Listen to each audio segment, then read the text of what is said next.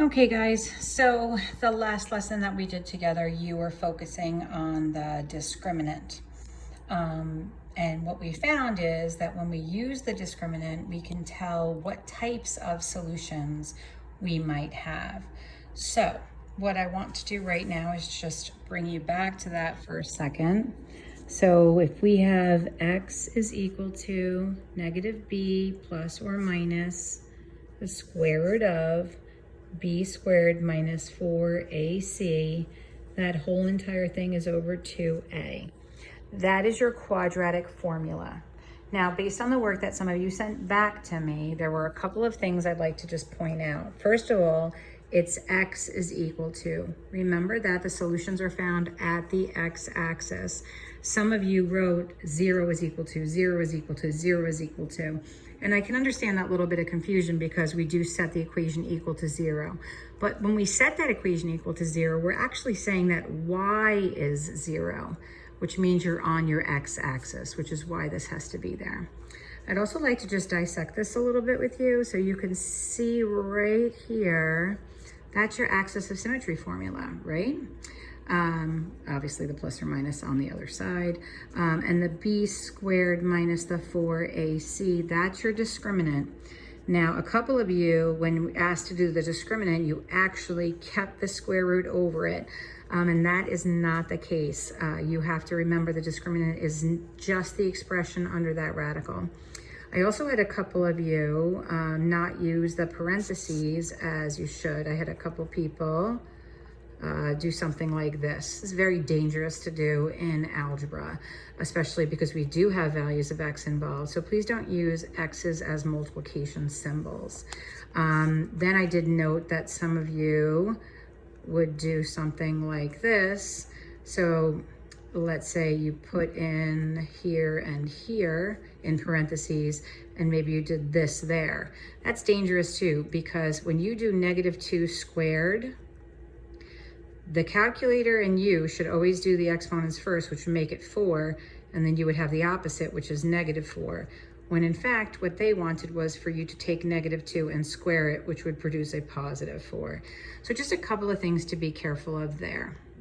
Now, just as a reminder, when you use your discriminant, you're not finding the roots, you're finding the types of roots. And that really helps us out as we bridge over into the last type of method that we use for solving quadratics. So let's kind of put this in perspective a little bit. So I wrote this out for you here. So these are our 5 methods to solve quadratic equations. So the first one is graphing, which you can use your calculator for, or you may be commanded to do a specific graph, which we had practiced in school, and you all proved to be masterful of that. The factoring generally is used mostly with a coefficient of 1. And generally they reference it as friendly numbers, basically factorable numbers. When you look at it, if you can easily see the numbers that are involved to create the product that is that last term and the sum or difference of the middle term, then you can go on ahead to do it that way. Square root should only ever be used when your middle term is not there, which means the coefficient of b is 0. And then you can get the constant on one side and the quadratic on the other. The thing to keep in mind there is that you want to make sure the coefficient is a 1 before you introduce that square root, and that you're getting both a positive and a negative when you do. Then we learned the quadratic formula, which is down there at the bottom, and you guys had practiced those. Remember that you're an exact form when you leave it as a fraction. If you're asked to round it, then you would have to write the calculator display and round it. So today, the one in blue, this is where we're going to focus, completing the square. And generally this gets used when your lead coefficient is a 1 and your middle term is even. Now, having said that, you may be forced to do any of these at any time. What is best and whether you're told to do something are 2 different things. If you're solving a quadratic and you are really awesome at factoring, and you go to factoring to do it and you're successful finding those solutions, that's fantastic. You can choose that. If you want to go to solve and they haven't told you how to do it, then you can go to your calculator and just quickly get those zeros. But sometimes they force you to use a specific method. So sometimes they'll say using the quadratic formula, and then it doesn't matter how nicely you factor, you actually have to use the quadratic formula. Or they'll say using completing the square, and even though it's not in, perfect situation for it, you're still going to have to navigate it. So even though there is a best time to use some of these, when you're commanded to use one of them, you must. So we will make sure that you're able to do all of that. I'm not going to lie to you and tell you that this is something that kids do easily. I do think I have a nice approach to it. So we're going to kind of take it a little slow and just help you understand why it's called what it's called and how we get to the point that we get to. So I'm going to take a very simple quadratic, which you can see, x squared plus 2x minus 15. Can you guys just take a minute and write that down? And you can see that it's set equal to 0, okay? So as I look at this, when I look to factor it, I may have 3 and 5 as factors, and that might look pretty nice to factor right now, but we're being told that we need to complete the square. So that is what we are going to do. Now, it is really a simple idea if you can understand what perfect squares are. So we're just going to step off here for a second and let's look at what perfect squares are. And the key word in this case being squares, okay? So we know that 1, 4, 9, 16, 25, 36, 49, 64, 81, 100, 121, 144, 169, 196, 225, etc. We know that these are perfect squares. These are numbers that are products of a factor that is equal to itself, right? So this is going to be 1 squared, and this is going to be 2 squared. So the two factors that create this number 4 are identical. They're the same. This is going to be 3 squared. This will be 4 squared, and so forth. So if we just kind of build out this pattern for a second so you can see it, the reason that these numbers are called perfect squares is because it's a factor that is being squared produces this product, okay? So let's just let this sink in for a second. And certainly you do not have to waste your time copying down every single aspect of what we have going on here. What I need you to do is just take in the pattern that you're seeing. Okay? So if we understand what a perfect square is, it is literally a number squared.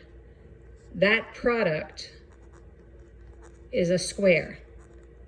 And it's actually born from the whole area idea too. Let's just look at this for 1 second. So it's a 15 times 15. So the area of this thing is going to be 225 square units. So it really all connects nicely in math. Now, what does that mean in regard to expressions? So let's talk about that for a second. So if I have x plus 2 squared, then the product of that is going to be a perfect square.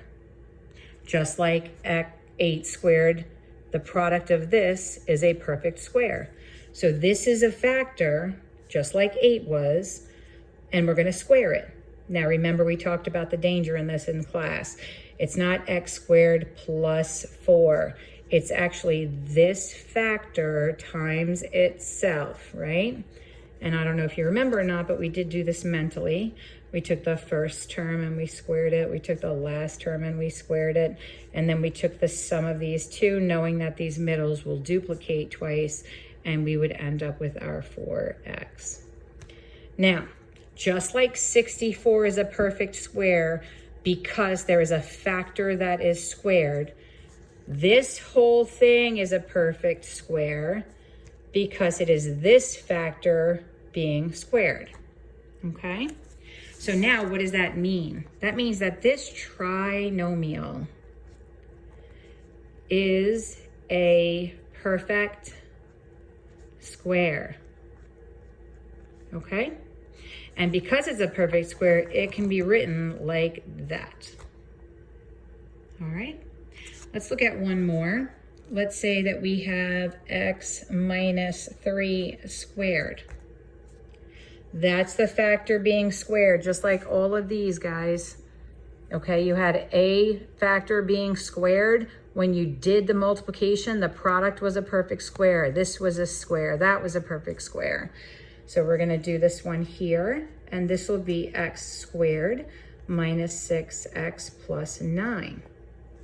So in the same exact way that if you had, 11 squared, this number here, 121, this number here is a perfect square because of this factor being squared. This trinomial is a perfect square because of this factor being squared. Now, how does that relate to completing the square? Well, I'll show you. So when we take a quadratic like this, what you'll notice is the coefficient on the first term is a 1 and the second term is even. So that's kind of sweet, that's nice, that's what we want. So the first step is going to be to remove this constant from both sides of the equation. So only the first and second terms exist on one side. So this is where we are going to be at right here. And if you guys could follow suit, that would be great. Now what we're gonna do is we're gonna add a value here and here. Now remember, with our equality property, as long as we're adding the same amount to both sides of an equation, we're maintaining truth. Equals added to equal are equal, right? So what we're gonna do here is we're gonna try and find out what number this is that will complete this square. Now remember, this is a completed square, and this is a completed square, perfect square. What we're looking for this time is we're gonna say, hey, what does this last guy have to be to make it an actual perfect square? And there's an easy way to figure it out. You're gonna take half of the b and you're gonna square it. So the b in this case is a 2. So if I take half of 2 and square it, so half of 2 is 1 and 1 squared is 1. So I'm gonna actually add that amount to both sides, okay? So now the equation is still holding true. Now, I'm gonna sum up on this side. That's the constants. And now on this side, I'm actually gonna work this thing backwards a little bit. So if you look over here, you see how I had the binomial squared and it gave me this trinomial? So think about having this trinomial and actually writing it like this. Same thing here. If I was given this and I can write it like that. So that's what we're gonna do here. So now we have just completed the square. We found the C that made this a perfect square. And now, what does it look like then when it's written here? Well, we know the first term has to be x. And we know that the last term has to be 1 because x times x, and if you think about it, like, I mean, you just kind of think about what this might have looked like. This has to be x and that has to be x to give you this guy. This has to be 1 and that has to be 1 to give you that product of 1. And the sum is a positive 2x, so this is gonna be a plus and that's gonna be a plus. And you'll get, really strong at this after a while, but you're not gonna write it in this separated form. You're gonna write it like this, okay?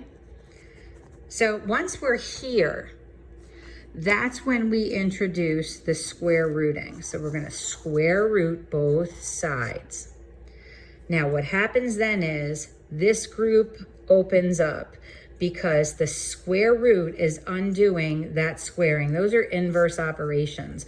So now all I have on the left is x plus 1. Now I introduce this square root, so it's gonna be plus or minus, and the square root of 16 is 4, okay? I'm sorry about my little drawing over there. I'll move this down here. So now I have x plus and it's equal to plus or minus 4. Oh, sorry, the 1. So what I want to show you here is it's always best when you do this last little step to undo that constant. You're going to want to place that in front of your plus and minus. So you're going to have x is equal to -1 plus or minus 4. Now, this is doable. These are your two roots. You have x is equal to -1 plus 4, and you have x is equal to -1 minus 4. So x is equal to 3, and the other one is x is equal to -5. So that is the process right there. Okay, so that's one of them. And if you just try to understand that what you're trying to do is remove that constant, find whatever that last term has to be, and it'll always have to be positive because remember, it's going to be the last term in both binomials multiplied to itself, right? This sign here has to match that of your middle term. And then you simply square root and you get to your two different roots. So I'm going to try and pick up our pace a little bit, and we'll try and look at another one. So let's take a look at this one. So I'm going to be given x squared plus 10x minus 24 is equal to 0. Now, again, this could be easily factorable. You could do the discriminant on it. I don't even have to waste any time doing it because we are actually having to complete the square. So I am in standard form right now. I'm going to undo this constant here to both sides. I'm going to have x squared plus 10x. And I'm going to leave a little space there, and I'm going to place that 24 over here.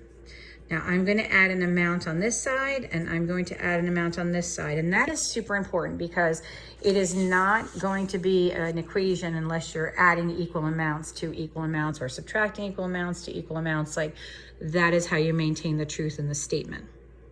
So to find out what this is going to be, off on the side, I'm going to do 1/2 of b, and I'm going to square it.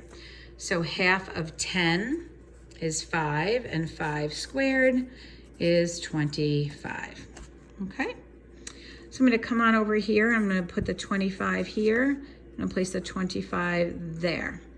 All right, I like to just kind of get this guy done on this side, so it looks like this is going to be 49 right there.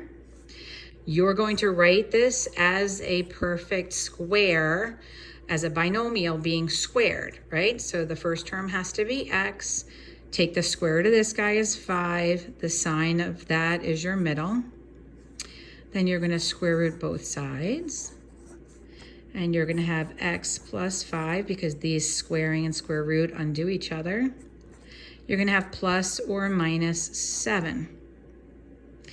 Then you're going to isolate the x. Sorry, that should be subtraction right there. So we'll subtract the 5 from both sides. Now remember that I told you, place this in front of that plus or minus. And it's going to split into its two roots here. So we're going to have -5 plus 7, and I'm going to have -5 minus 7. So x is going to equal 2, and x is going to equal -12. Okay? And you can always check these in the calculator if you want. Now, these happen to be pretty little factorable friends, but that doesn't necessarily mean that they'll always stay that way. So let's take a look at another.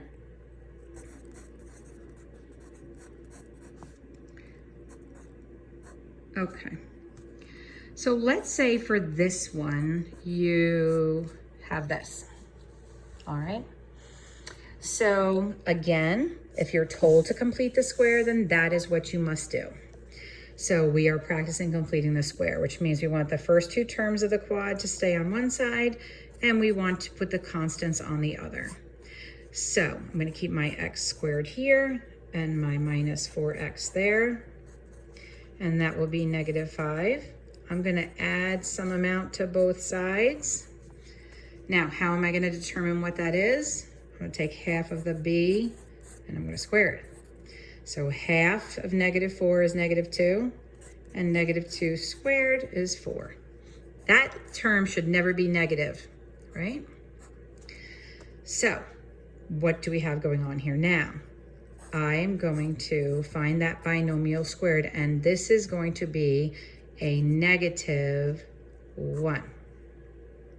So here we go. This is going to be x